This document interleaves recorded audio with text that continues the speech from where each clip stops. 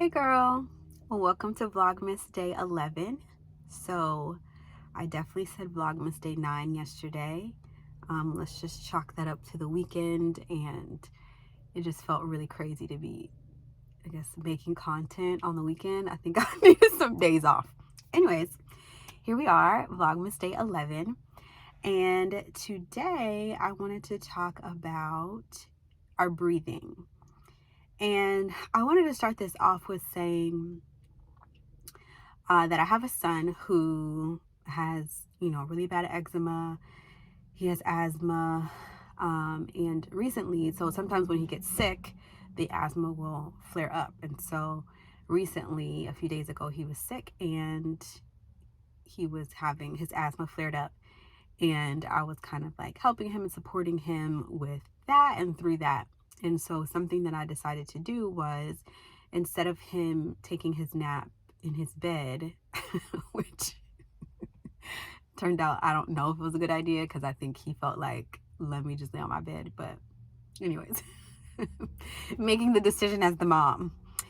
So I was like, I'm going to let him sleep on me. That way I can keep an eye on his breathing and make sure that the inhaler is helping. And I wanted to help him focus on slowing down his breathing so that he wasn't breathing so quickly, and that it would hopefully help him to, be more relaxed and find some relief with his breathing. And the crazy thing is, having that time while he was taking his nap to think about my breathing, I realized how much I don't breathe. Like, the amount of times that I caught myself just holding my breath instead of breathing deeply was insane. And I think even now, like just now when I was speaking, this maybe whole part of the video in the beginning, I was not taking like deep, full breaths. And it's really something that since that day, I think that must have been Friday. Friday that he was, having a really bad asthma flare. I have been trying to be so much more aware of my breathing, and in that realizing again just how much I hold my breath, how much I'm not breathing deeply, how much sometimes I'm not even sure if I'm breathing. And more recently I've been learning about like just how the brain works and trying to, I guess, learn more about what it means to be human and to try to get this experience, I don't want to say right, but kind of make it have more ease. I just feel like maybe that's my word for 2024. I'm just looking for ease and not making things as difficult or more difficult than they need to be.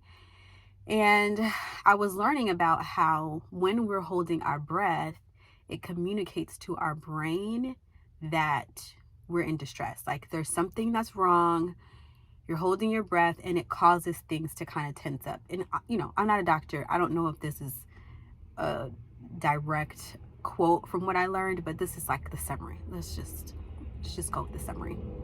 And so it makes me think about how much of the state that I'm in, which I would call, or used to be in a lot, I would say, which I would call like stressed, feeling overwhelmed, even like my shoulders being up and not being relaxed, like things like that that are communicating to my body that I'm tense. Like there's something to be tensed about, there's something to be stressed about. So it's going to follow suit in that way. Versus if I'm coming to each moment, breathing deeply, shoulders down and relaxed, how much better that even makes me feel without any change to what is happening around me. And so, yeah, I feel like for me, this is just a reminder to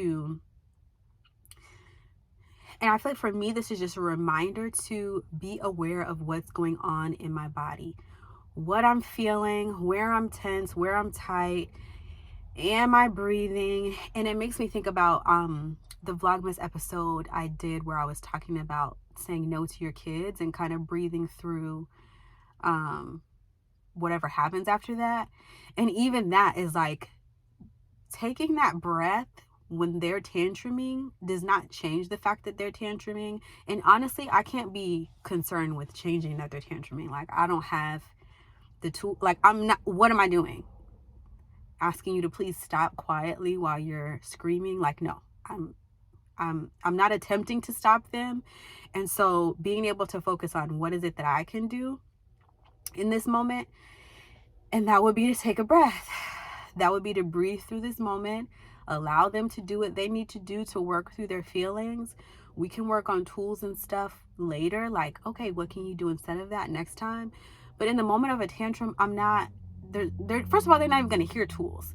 I'm going to focus on what I can control, and that is me. And so I think just in general, I want to be more mindful of my breathing, and hopefully encourage you to be more mindful of your breathing, and really see how that changes the dynamic in situations that you're in.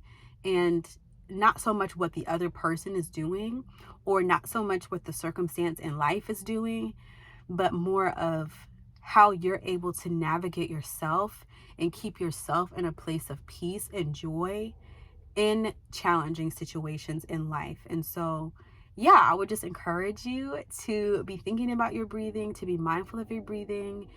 You notice throughout the day how you're holding your breath. Leave a comment below with the answer to that. Like, have you realized that you hold your breath most of the day? Because that was a realization for me from, there I go again, from, helping my son when he was sick. Leave a comment below. Please subscribe if you like these kind of videos with a mom, just kind of sharing what I'm learning, how I'm growing, and just being able to share it with you. I hope you would oh my gosh. I hope you will join me on this journey, and I'll see you tomorrow, girl. Bye.